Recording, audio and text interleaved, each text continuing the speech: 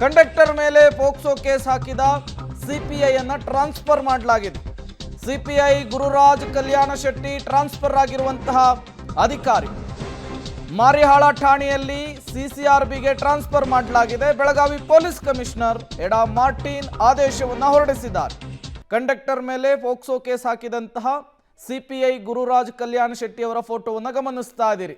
ರಾತ್ರೋರಾತ್ರಿ ಕೇಸನ್ನು ದಾಖಲಿಸಿಕೊಂಡಿದ್ರು. ಇದು ವ್ಯಾಪಕ ಆಕ್ರೋಶಕ್ಕೂ ಕೂಡ ಕಾರಣವಾಗಿತ್ತು. ಇದರ ಹಿಂದೆ ಬೇರೆ ಏನಾದರೂ ಉದ್ದೇಶ ಇತ್ತಾ ಅನ್ನುವಂತಹ ಪ್ರಶ್ನೆ ಇತ್ತು.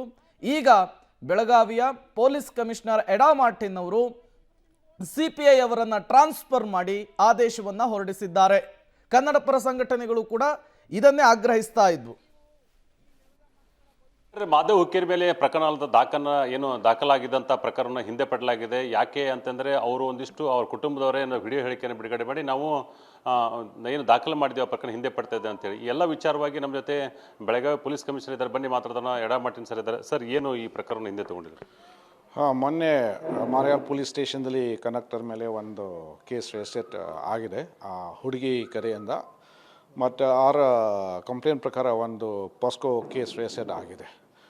ಆರು ನಂತರ ನಾನು ಕೂಡ ಸ್ವಲ್ಪ ವಿಚಾರ ಮಾಡಿದ್ದೀನಿ. ಮತ್ತು ಅದು ಕೇಸ್ ಬಹುಶಃ ಸ್ವಲ್ಪ ನಾವು ಕರೆಕ್ಟಾಗಿ ಡೀಲ್ ಮಾಡಬೇಕು, ಯಾಕಂದರೆ ಅದು ಸೆನ್ಸಿಟಿವ್ ಇಶ್ಯೂ ಇದೆ. ನಾನು ಆಯೋ ಚೇಂಜ್ ಮಾಡಿದ್ದೀನಿ. ಈಗ ACPಗೆ ನಾನು ಕೊಟ್ಟಿದ್ದೀನಿ. ಸೊ ಸದ್ಯಕ್ಕೆ ನಮ್ಮ ತನಿಖೆ ಪ್ರಕಾರ ನಾವು ಮುಂದೆ ನಾವು ಮಾಡ್ತಾಯಿದ್ವಿ. And I think with in the next 5 days ಕಾನೂನು ಪ್ರಕಾರ ಅದರಲ್ಲಿ ಏನೇನಿದೆ, ಅದು ಸುಳ್ಳು ಇದೆ, ಅದು ನಿಜ ಇದೆ, ದ ನೆಕ್ಸ್ಟ್ 2-3 days ಅದು ಕೇಸ್ ಅದು ಕ್ಲೋಸ್ ಮಾಡ್ತೀವಿ.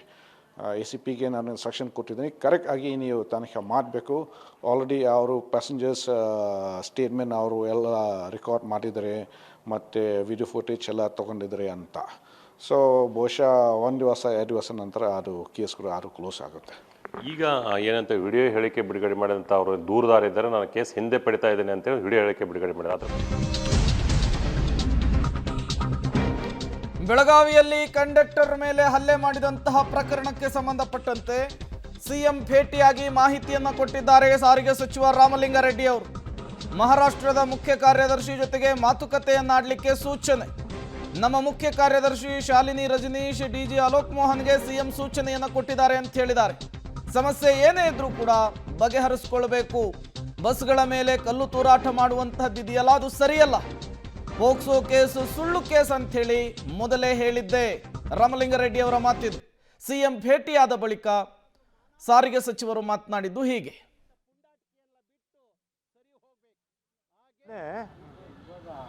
ಬೆಳಗಾಂಗೆ ಹೋಗಿ ಬಂದೆ.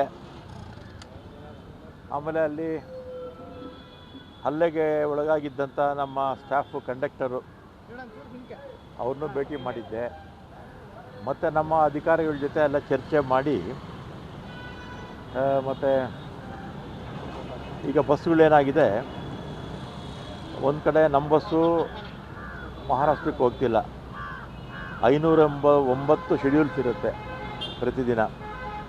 ಮಹಾರಾಷ್ಟ್ರದವ್ರದ್ದು ಒಂದು 130 ಏನೋ ಬರುತ್ತಷ್ಟೇ. 580 ನಮ್ಮದು 509 ನಮ್ಮದು. ಅವ್ರದ್ದೊಂದು 130 140 ಇದೆ ಅಷ್ಟೇ.